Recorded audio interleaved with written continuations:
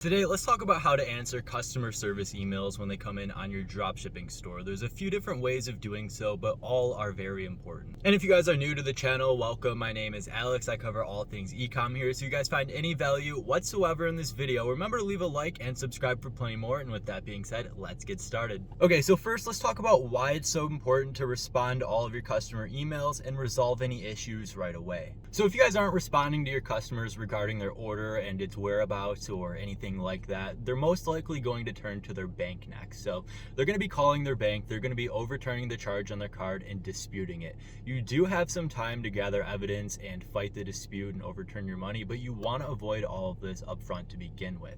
It can lead to a lot of issues down the line with your Shopify store and just give you a bad reputation overall. So chargebacks and refunds if you don't answer your customer emails. Another issue is bad reviews. So on your guys' websites, you have mostly control over what reviews go on there. You guys can delete negative reviews if you want to and only publish positive ones. Same thing with your social media channels. You guys can delete negative comments if you want to. But if your customers turn to alternate websites like, let's say, Trustpilot, where you review other websites and people can do their research beforehand from ordering for you, then you really want to avoid all of that and resolve any issues before they turn to alternate websites to trash your store. Because if somebody goes on Trustpilot and leaves you a bunch of one-star reviews and bad talks your store and warns other people from ordering from you, other people will see that when they see your ads before ordering from you, and that will just confirm that they're going elsewhere or they're just not ordering the product to begin with. Because nowadays people are very suspicious about Facebook ads. I'm sure you guys see that in all of your ad comments as well. Also, having too many unresolved customer complaints can lead to lawsuits and store shutdowns as well. So you guys have too many customers that are having a bad experience, they can actually come together and create a class action lawsuit against your brand.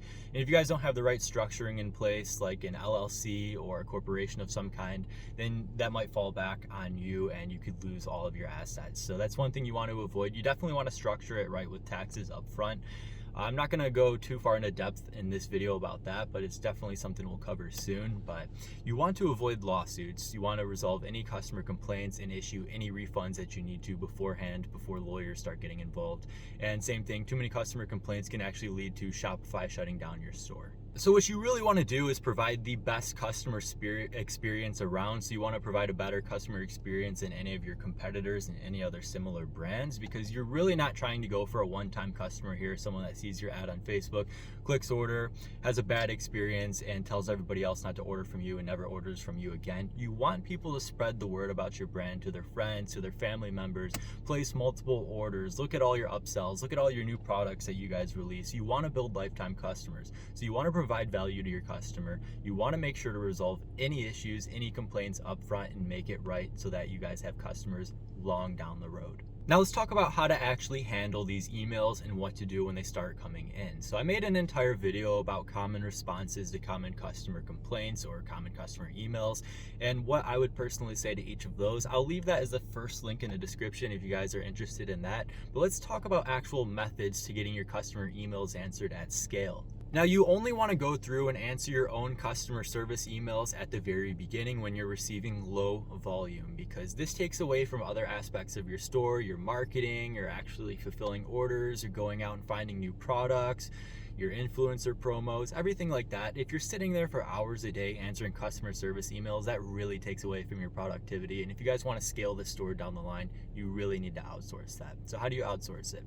Well, you can start by hiring a family member or a friend. That's actually what I did to get started. My wife does all of my customer service emails and she loves it.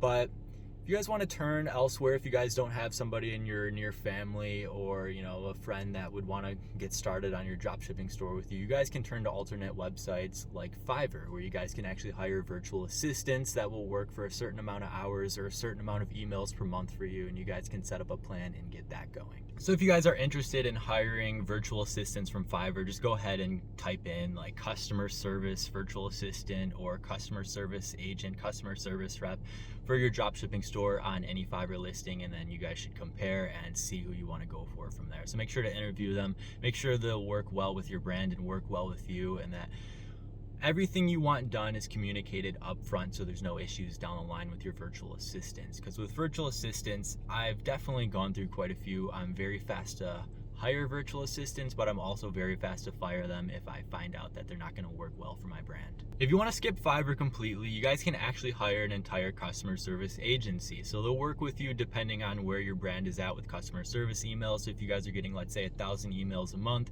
they'll give you a monthly fee based on that. If you guys are getting 10,000 emails a month, they'll give you an even higher monthly fee based on that. And they'll have their entire team of customer service reps in-house every day answering your guys' customer service emails, calls, whatever you guys need done, they will do it for you. There are a ton of great websites out there to find a customer service agency. Now, all of this freelance work is a tax write-off at the end of the year on your brand, so it's essentially free. So you guys want to hire out these positions and then focus on other aspects of your store to go through and scale and build for the future. Now, I hope this video answers any questions about answering customer service emails that you may have. If this video does help you out, remember to leave a like and subscribe for plenty more, as that helps me out. And I have 2 ecom resources linked in the description below for you guys. Feel free to check out either one of those. And as always, thank you guys so much for watching, and I'll see you guys next time.